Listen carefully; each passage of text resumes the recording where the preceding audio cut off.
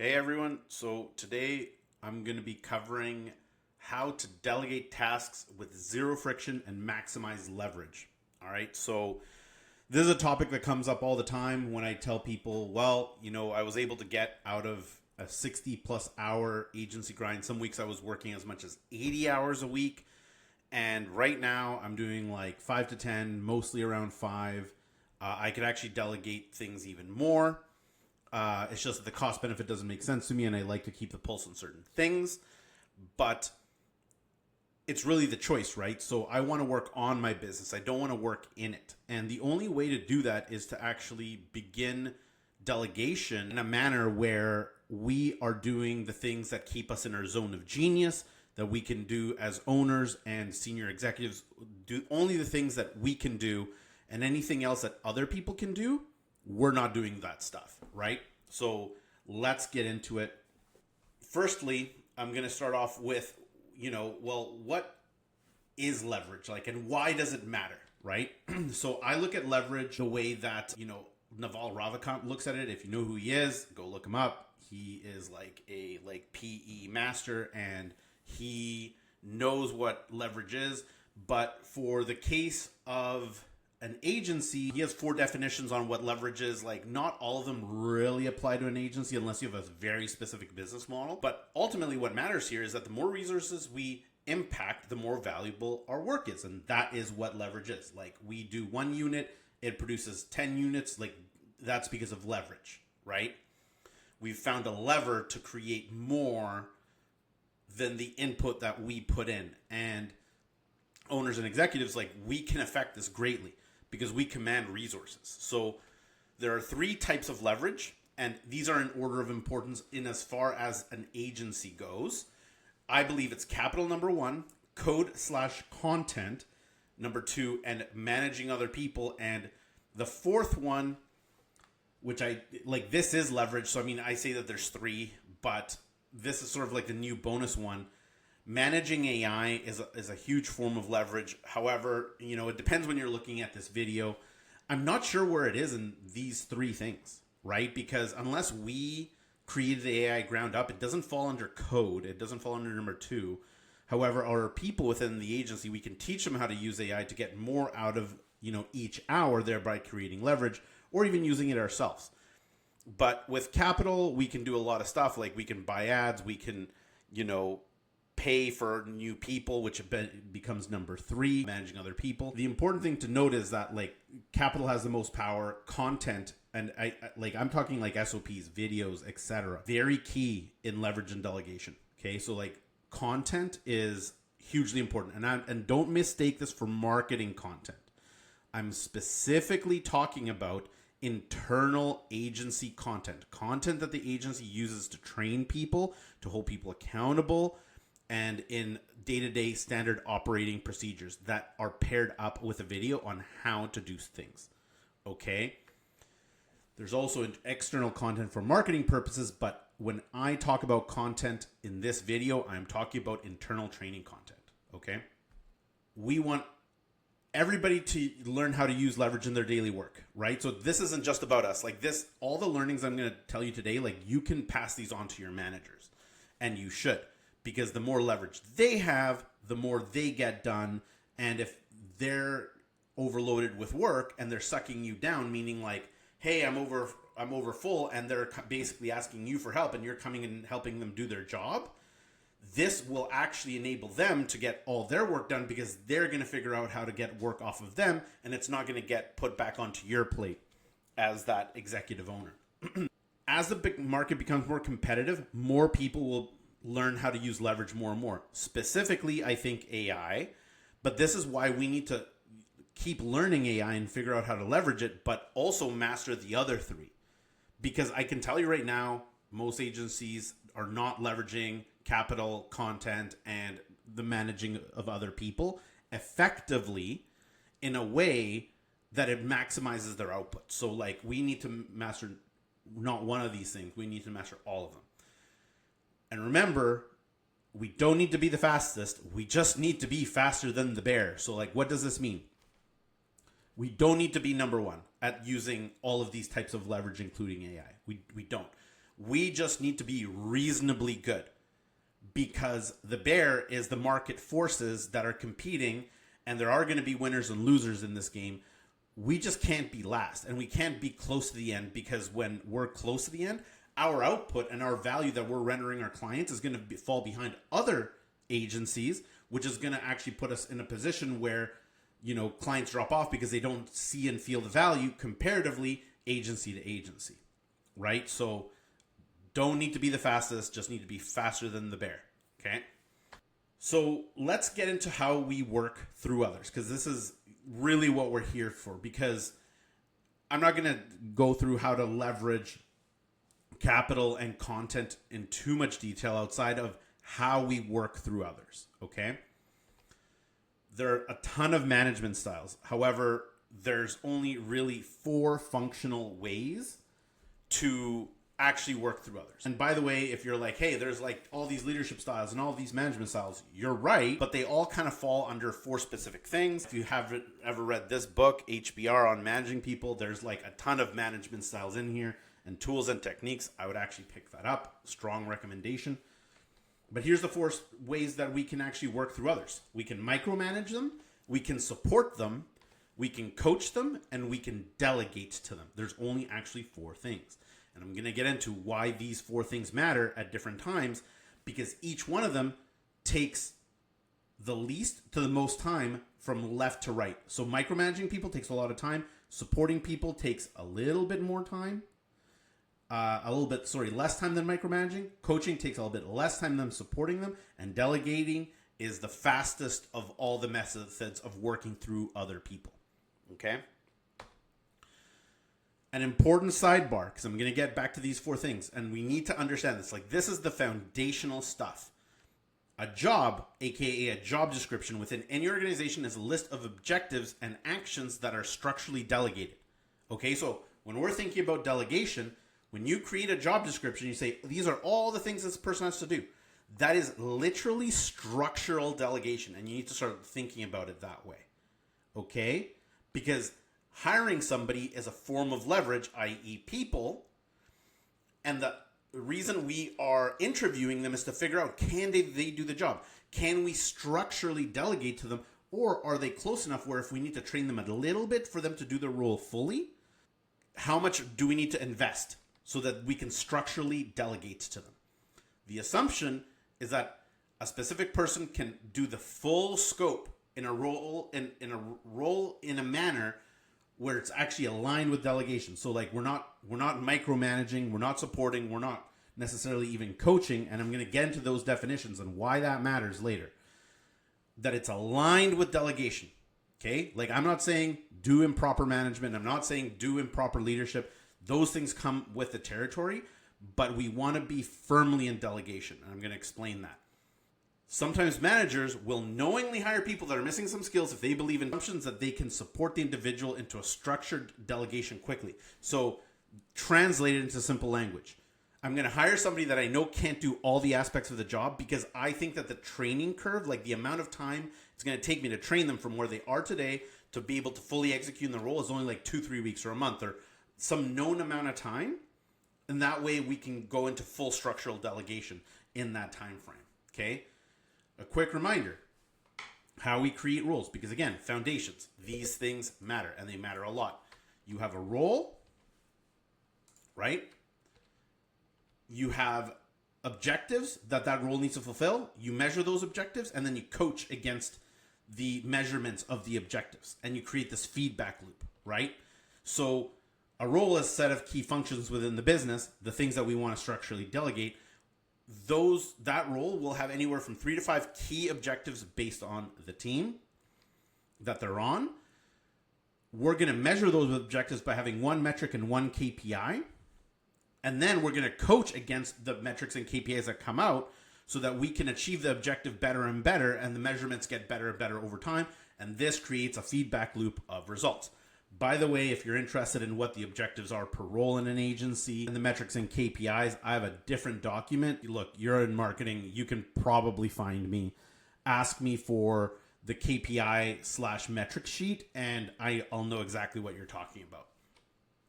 But enough of that. Like, this is just laying foundation. Like, let's get into it. So what do we need to achieve our objectives within this framework? Well, we need to plan our 3 T's as managers, because like we need to delegate this in a way where it's not going to come back to us. And like, this is the thing that matters. People hire somebody and then they say, oh, I'm going to give this person all this work. And guess what happens? 3 months later, you're still doing part of that work that you hired this person to do. I'm trying to prevent that right now. And like, because we need to plan so that way we plan well once. It's like measure twice, cut once, never deal with it again, right? Rather than measure once, cut 5 times, it's now mangled and like now you need a new piece of wood. It's like, you don't want that. So there are 3 T's. We need good talent, internal or external. So hire, train, or borrow. We need time. So the amount of effort in hours that is needed, right, to do the thing that we're trying to like delegate. And finally, we need tools. So like technology, software, systems, SOPs, right? So like, when we take somebody in, or when we hire somebody, or if we already have somebody that we want to delegate these items to, A, do they have the talent? B, do they have the time? And C, do they have the tools? And if they sort of know how to do it, and we have all the technology and software, all that stuff, but we're missing an SOP, we have to give them an SOP. Or we have to give them a system and an SOP. Otherwise, we are setting the person up for failure, and that's when the work ends up back on our lap, and we don't want that to happen. Okay? And you might say, well, Nick, like, I do this stuff. Like, I don't need the systems. I don't need the SOPs. It's like, you do have a system and you do have an SOP and it lives in your head. And that's actually the problem, because we haven't done a good job of reverse engineering our thought process and getting it on a piece of paper or getting it into a video. Okay? Like, worst case, you shoot like a long rambling video, and I'm going to get into actually how to do that in a little bit. This is how we actually manage others. So now that I've laid the foundation on like, hey, you need like a role, you need objectives, you need measurements and KPIs, so that we can ensure that that person is going to actually do the things that we give them. How do we actually give them the work based on where they are? Because not everybody is equal.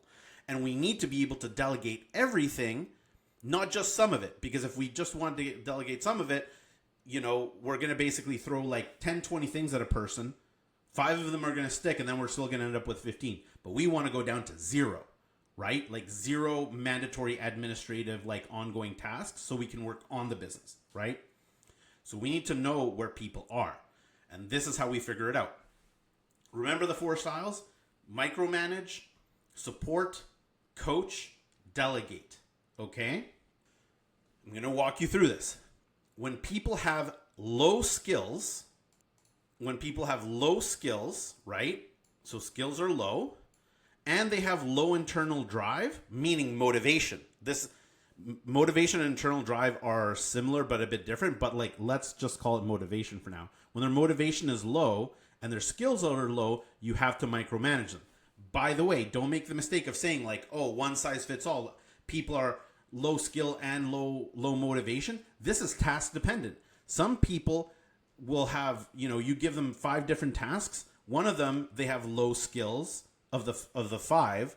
The other 4, they might actually, and they might be really motivated and have high skills for certain tasks. So that it's up here. And for other tasks you give them, they might be down here. So a person isn't in any one of these boxes. It's on a per task and per type of work basis. Because like, if you tell somebody, go do this admin, go do this marketing, go buy these ads, go like make this like email, blah, blah, blah. It's like the dots are going to be all over the place, right?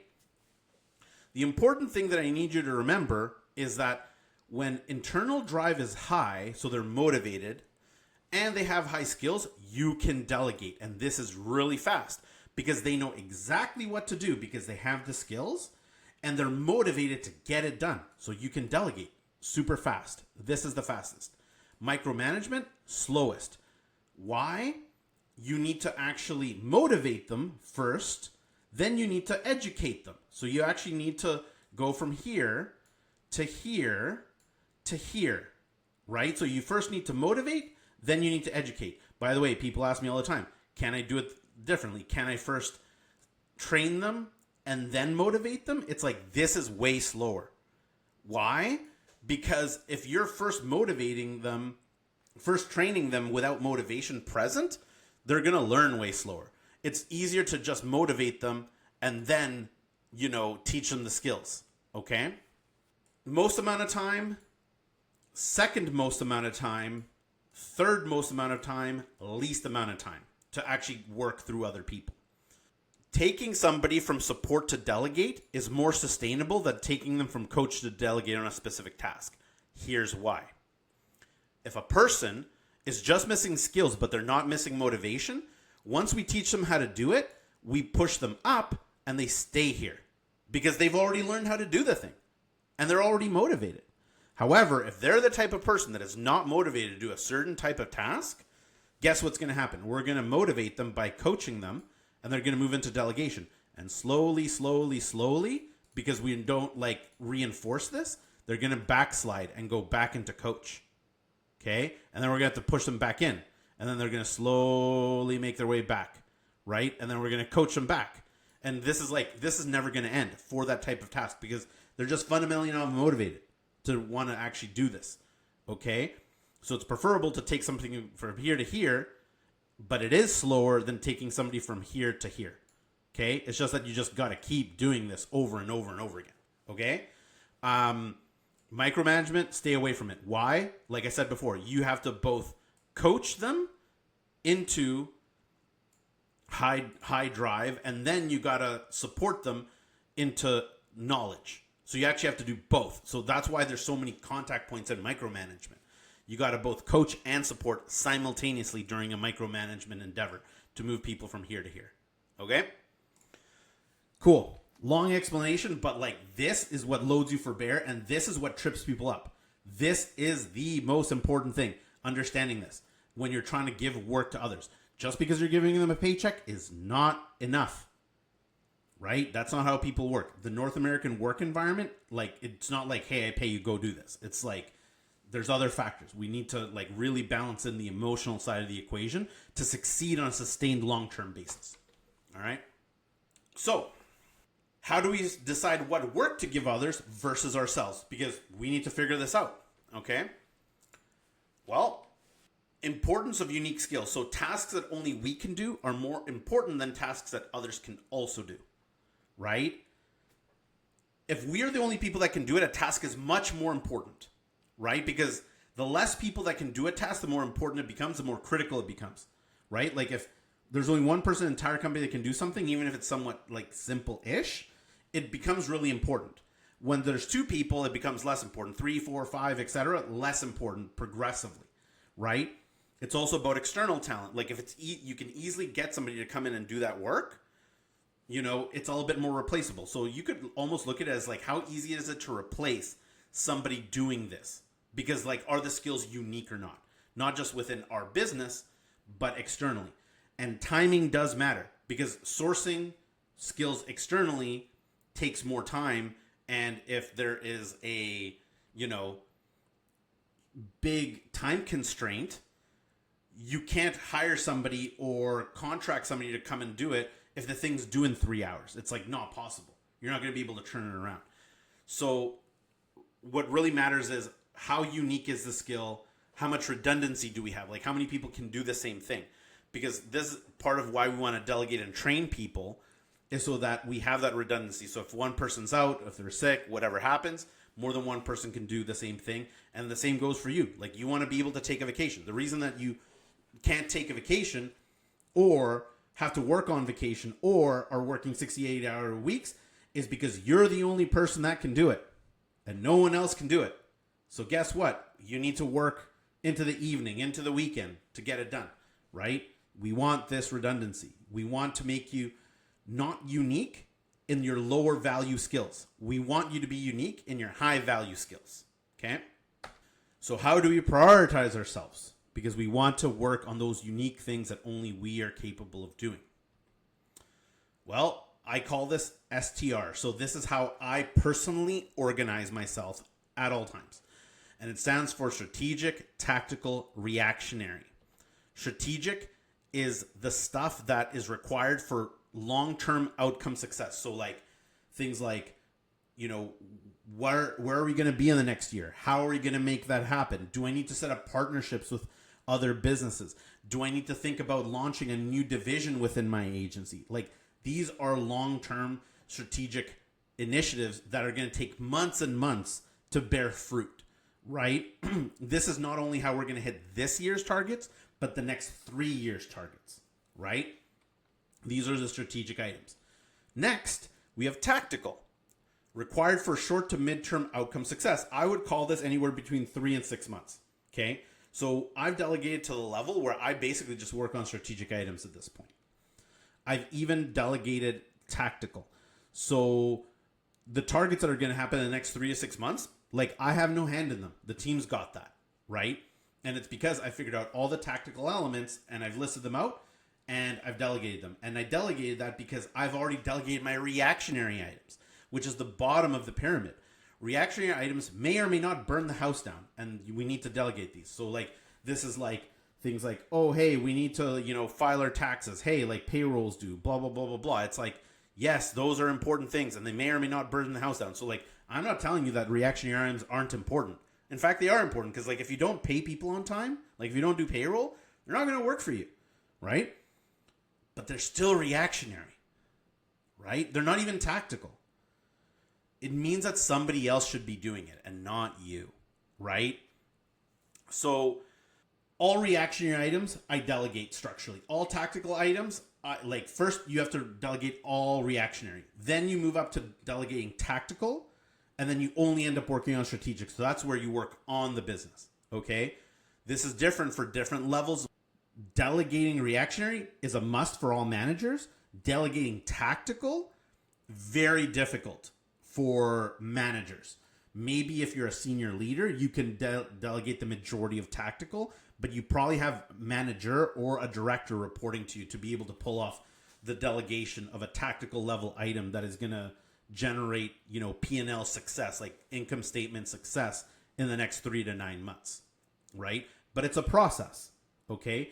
So if you take a page, write down strategic, line, tactical, line, and then start writing down all the things you do. Like, look at your calendar, look at your email, look at whatever. Start writing down what are all the reactionary items, what are all the tactical items, what are all the strategic items, right?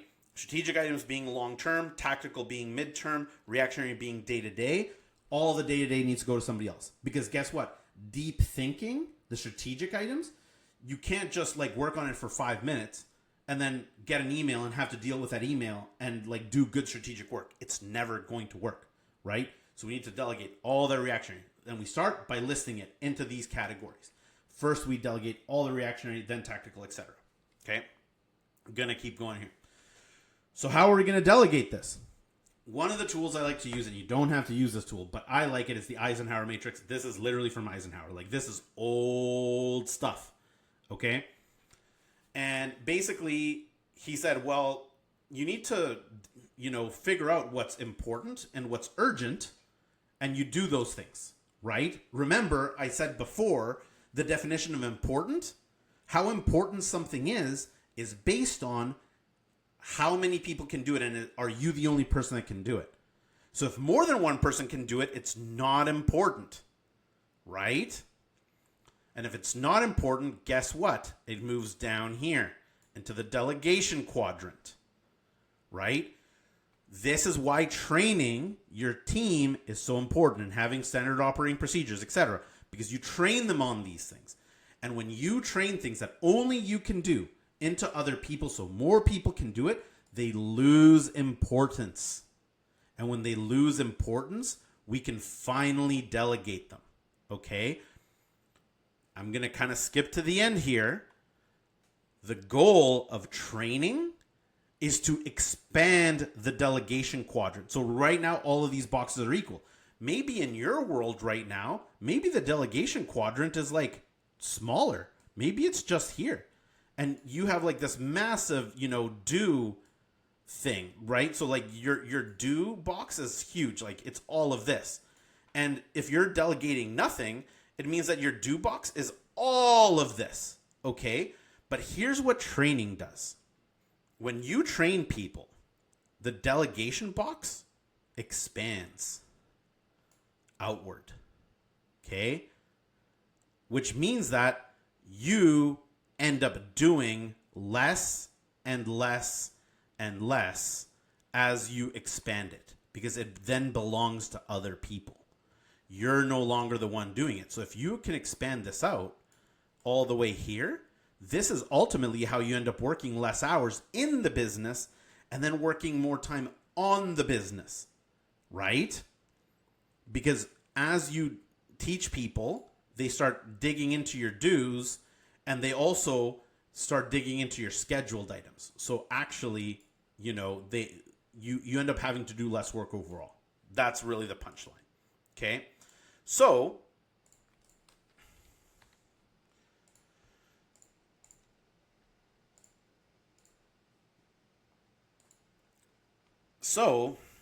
what do we do here? So we have an understanding when it's important and urgent, we got to do it. If it's not urgent, we can, just schedule it for later. And if it's not important, not urgent, you delete it. Okay. And I'm going to tell you the secret now. Like, deletion doesn't actually mean deletion. It just means like, it's almost kind of like in stasis, like you're leaving it for later. And then if the problem grows, urgent enough. So like problems, when they happen, you're like, oh, like that's not going to burn the house down. It can be, the problem can grow. Okay. And if it grows so that it becomes urgent, because here's the urgency line. If it becomes urgent, now you need to delegate it. And if the problem becomes even bigger, where other people can't handle it, it might actually move into schedule, right? Because now it's like a bigger problem that other people cannot deal with. But if the problem becomes even bigger still, it might move from not urgent to urgent, right? Because this is contextual to the person. So a problem could fully go from deletion to, more urgent to like the delegate zone for like somebody else, right? So somebody else is doing it, and then it gets too big for them to handle, meaning the problem has grown beyond their ability to actually execute against it. But for in your pile, it's not urgent yet. And then so you schedule it. And if you schedule it out too long and you like misinterpret how long you have to figure it out, it's actually going to move into the urgent on your to-do pile, right? So it can actually do like this zigzag here. Okay. That's just like an FYI, but it's important to note that things can go from deletion to delegation to schedule to do, because things aren't static. Okay. So how do we combine these things? So like I showed you the micromanagement, all that stuff, and the Eisenhower matrix. Here's the punchline.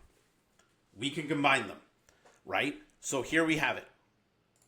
We can, based on internal drive and skills, figure out what we need to do with things. Delegate is still delegate, right? High internal drive, high skills, delegate. Remember schedule, coach/schedule. It's the same thing. So we can schedule/coach. Why? Delegation is fast. Hey, go do this. I already know you know how to do this. You're motivated to do this. Boom, it gets done. Like it can get done in minutes. Okay? If we need to coach somebody, how fast is it going to get done? Well, we probably need to have a conversation with them. We're going to have to schedule that conversation with them. It's probably not as easy as like, hey, can you do this? You got to talk them through it. You got to convince them that it's worth their while. You got to like motivate, persuade, lead. Like you got to do this stuff. That's why it immediately becomes scheduled, because delegation is like 2-sentence line. Hey, I need you to do this. Details in email, sending now, send. Boom. Right? You're done. Like very little conversation. This is like a conversation. So you have to schedule it. And it might take a little bit longer. Support is the same thing, because you're going to teach them how to do it. So again, this is schedule. So like this is schedule short term. This is schedule, maybe it takes a little bit longer, right? Because you're going to have to teach them how to do it rather than just motivate them how to do it. So this is going to take a little bit longer. And this is schedule far in advance, micromanage, right? Because you have to first motivate them, then teach them how to do it, and it takes way longer. So this is going to take twice as long as this. This is going to take twice as long as this, right? And this is obviously like almost instantaneous because they know exactly what they're doing and they're motivated. So how do we assign this work to others? Because like this is how we're choosing what to assign to them, right? How do we actually assign it to others? Well, we need to use different tools, okay? And for me,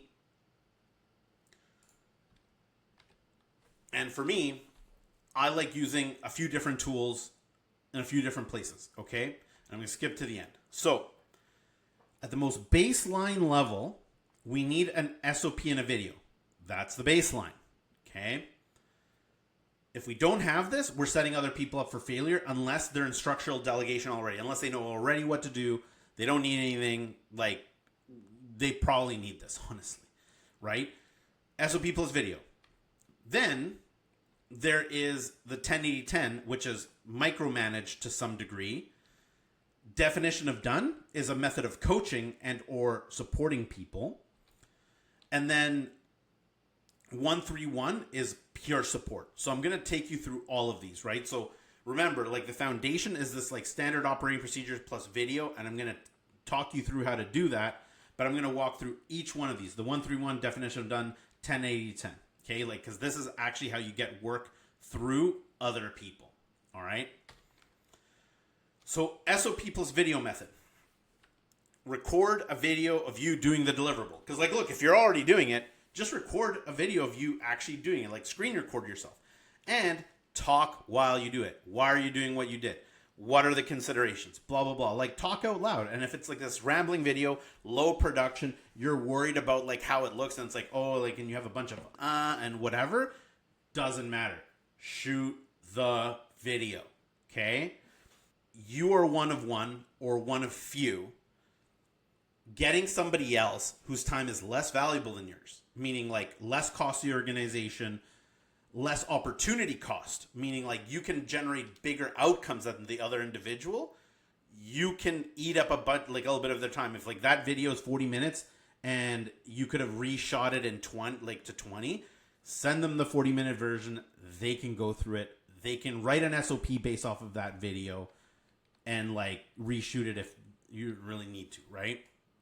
So as you record, give that context on why you're doing it and what you're doing. Talk through the next steps as much as possible, even though what you are doing is self-evident. So, like, this is a mistake people make. They're like, I'm clicking on the thing. It's like, say where you're clicking. Like, make it obvious. Like, narrate to somebody as though, like, they couldn't see. Okay? Send the video to an executive assistant or the person that should actually be doing the activity that you recorded. That person writes the SOP and attaches the video to the SOP. If your video is long and rambling, they should reshoot the video. Like, it's like, hey, if you think that the video is too long and you can cut the time in half, reshoot the video based on the SOP. Please fix it if I did anything wrong. Blah, blah, blah, blah, blah. They go do it.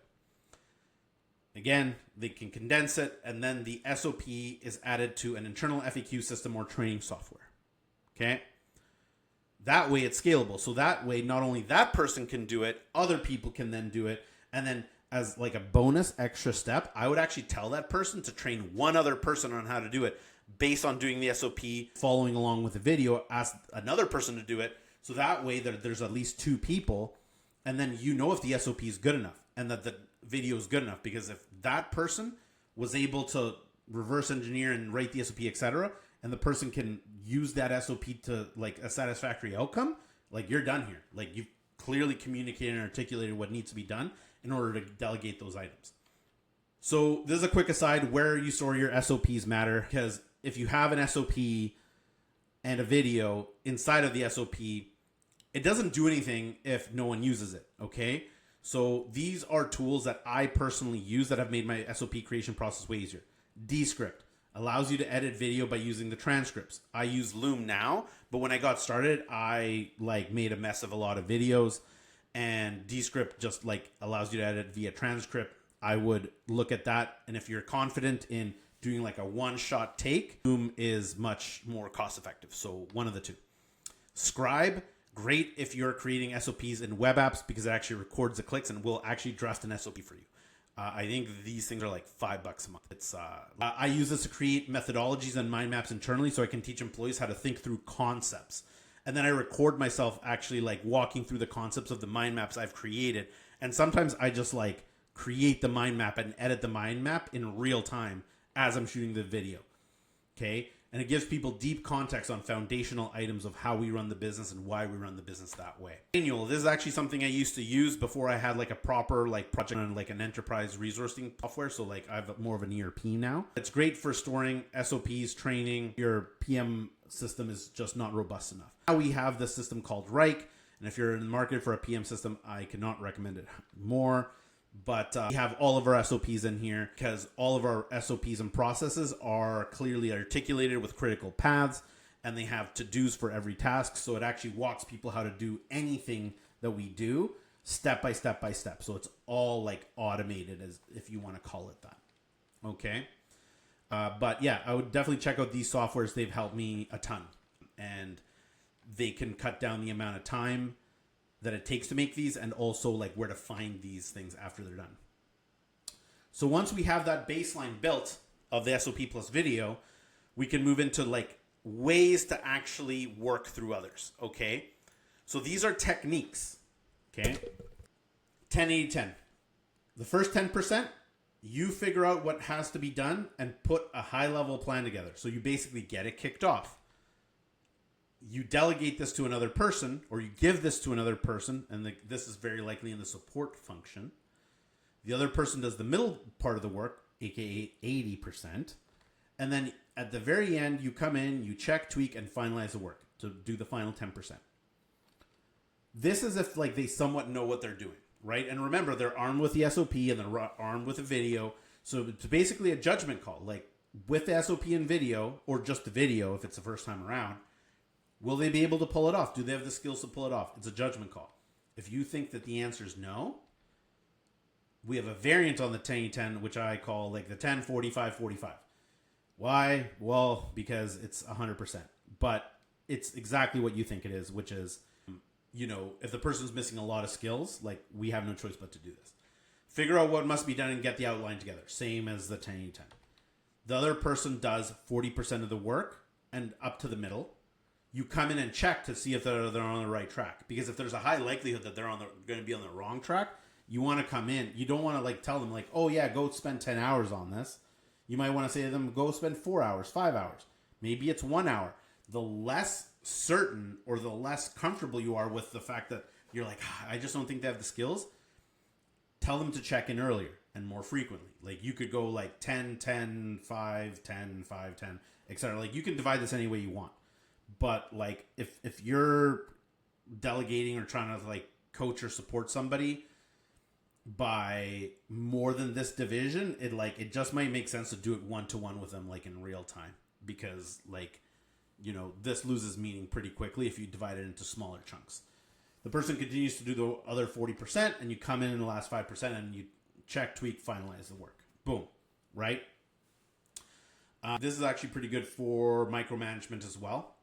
Because, again, first 10%, motivate, put outline together, they go do stuff, you check it, yep, you're on the right track, give them that motivation, give them that support. For the rest of it, I would think of it like looking at, like, hey, for the next 40% of work, you should consider this, whatever, point them in the right direction, boom, you're in the last 5%. Okay? Definition of done. Okay, like this is where somebody would have a lot of motivation, and so the criteria has to be clear. Standards that outline what the work should be able to achieve have to be very clear. So basically you say, hey, like this thing should, for example, hey, I need you to go write an SOP. I'm going to send you the video. And at the end of it, it should have a step-by-step detail of like what it is that people need to do. Should be screenshots showing people where to click or where to like find certain things. There should be like naming conventions. There should be like links to file folders. There should be links to, you know, resources, whatever. Every step should have like who owns a step. So like what job title, blah, blah, blah, blah, blah. Right. So like you're giving a clear definition of what it is to be finished. And then you can even say, well, the definition of done this time is to have a draft that you're going to bring back to me. Or if they're more capable, you could say, hey, the definition of done is that you have a clear draft, you get it peer reviewed, and you actually present it to the entire team and train them on it. So finalizing the training with the rest of the team on this to do is the definition of done. So the definition of done is very important, because is it a draft? Is it the final copy? Is it fully presented? What is it? Who needs to know about the work? Right? So or who are we presenting it to? When are we presenting it to them? Is it a draft or final copy like I mentioned? And is it presented, emailed, or is it a Loom video, Descript video? Is it in the PM system? Like, where is it? So once we've checked off all these things, we basically can say to a person, if we had a conversation with them, we follow up in the email. It's like, hey, as per our conversation, we need to do this SOP. This is who needs to know about it. It needs to be done by this date. We need a draft by that date. And then the presentation / video that you're going to then shoot is going to come 2 days after the draft is finished because I'm going to turn around the same day. Boom. That's the definition of done.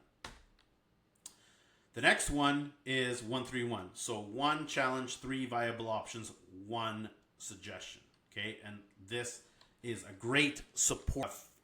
This is a great support way of getting work off your desk where you're teaching people things in a way where they can find their own answer. So they do have to be motivated. I will say that. Motivation needs to be high for this to work. We're going to use the coaching methodology. So CO, what's the core issue? So focus on the underlying principle, not the one-off situation. Because again, we want people to learn.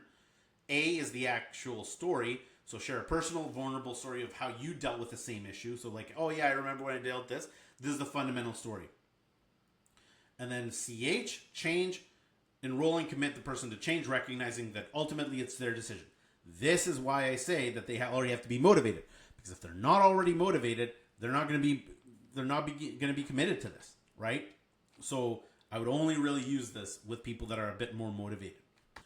So challenge equals the problem statement. So what is the problem statement? Both parties need to be clear on problem statement prior to solution finding. Use this as an opportunity to coach the individual during the clarification of the problem statement. So people are like, oh, I have this issue. I need to go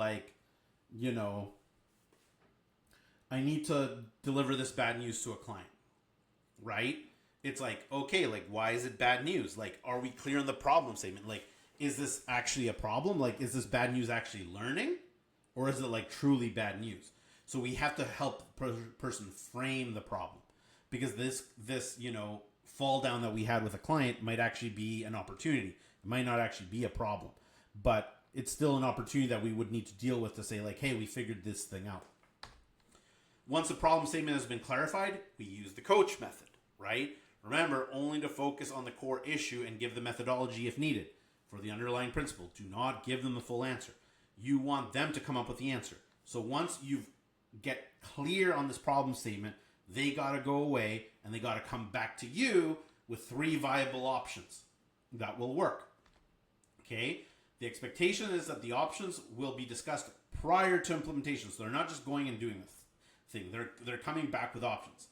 They're saving the recommended answer for last. Because remember, 131, 2 of them are options. 1 of them is the recommendation. The discussion on the 2 non-recommended solutions will include what were the considerations variables that were contributed to this being the potential solution? What are the strengths of the solution? What are the weaknesses? What are the underlying variables and assumptions? If changed, would still make this the best solution or not, right? Because the thing is, when they come back and you have the conversation with them one-to-one, and you start clarifying some of the variables for them, they might be the variable, there was more variables than I thought there was. I didn't take this into consideration. My solution might not be the best solution still. And lastly, what are the second, third, and fourth order consequences to the solution, right? So it's kind of like the domino thing, right? So you knock over one domino, it knocks over the second, third, fourth, fifth, fifth, etc. Most people don't understand that when you make a choice, there's a chain reaction. So you want to ask them hey, if this happens, if we do this, is there a chain reaction that's going to happen? Is it going to affect other things? Is this optimal for us, but suboptimal for others? So are we going to put people behind the 8 ball by doing this, right? The last option is the suggestion, which is the recommendation. So use the same discussion as with the previous 2 solutions, but at the end, ask for the following. What made the solution stand out versus the other 2?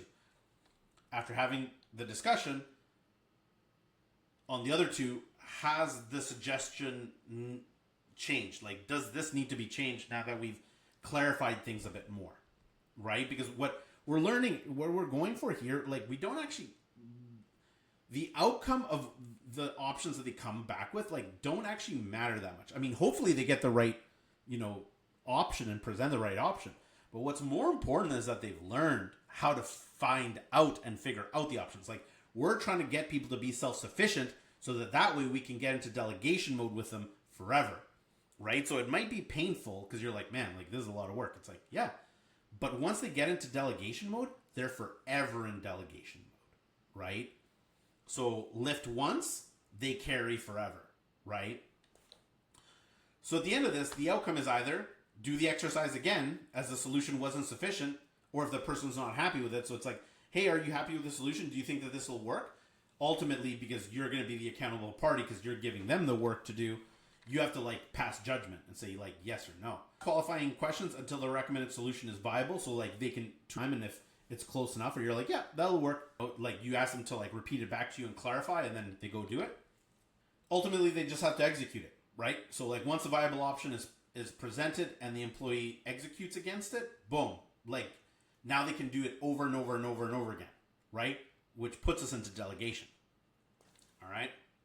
So next steps. This is how you are going to get your time back. Okay. So like the framework that I just taught you, like that is the framework. Like that is the methodology of how you're going to get work off of yourself. This is the order you are going to do it in. Okay. Like this is my recommendation. This is how I did it. Order matters. Okay. Remember, you have the strategic, tactical, reactionary map 2. I proceeded to delegate / outsource everything like this. I first created a list of all the administrative tasks, and I categorized this into daily, weekly, monthly. So for every single one of these that I'm about to talk about, I basically said admin, daily, list, weekly, list, monthly, list, and then I put time estimates, monthly time estimates, and everything. I actually did this in Excel. And so I basically just said like admin, daily, weekly, monthly, and I would just like take the daily multiplied by 20, take the weekly multiplied by 4.33 because that's how long a month is, and then monthly I just would multiply it by 1 because it's just monthly. And then I would basically estimate how long each single item took on a per month basis and a per year basis. So basically I would just go like, here's what it would take per month, and here's what it would take per year, because I just would multiply by 12. And then I had a clear cost benefit of how much time I was going to save. Okay? So I started with all the admin tasks, daily, weekly, monthly, time estimate, put it in that spreadsheet. Then I created a list of all the client / delivery work that I did. Again, daily, weekly, monthly. Then I made a list of all the marketing work I did, daily, weekly, monthly, time estimates. Lastly, all the sales work I did. Again, daily, weekly, monthly. How much time was that? I'm going to tell you now that if you start with number 1 and you begin to delegate SOP and record how you're doing these things, you're going to save a massive amount of time. If you can fully remove yourself from number 1, the administrative, and number 2, the client delivery items, like you are going to be ahead of 95% of agency owners, because most people cannot get out of these 2 things. In fact, I think it's probably less than 2% of agency owners that can manage to get out of administrative and client delivery. Okay? Usually they're bigger agencies, and it's not a coincidence. Okay? So this is how you break it down. If you have trouble with those next steps, I will be making, and by the time you're probably seeing this, I do have a guide that actually details out how and what items I fully delegated. So if you're having trouble with the previous step, number 1 and 2 specifically, and maybe some of 3 and 4, I have a guide on like what the checklist is of like, these are the first things that you should look at, given to an executive assistant, somebody else, your bookkeeper, whatever. I have the list. Okay? Ask me for that. This has been Nick from Agency Acquisitions. Thank you for your time and happy delegating.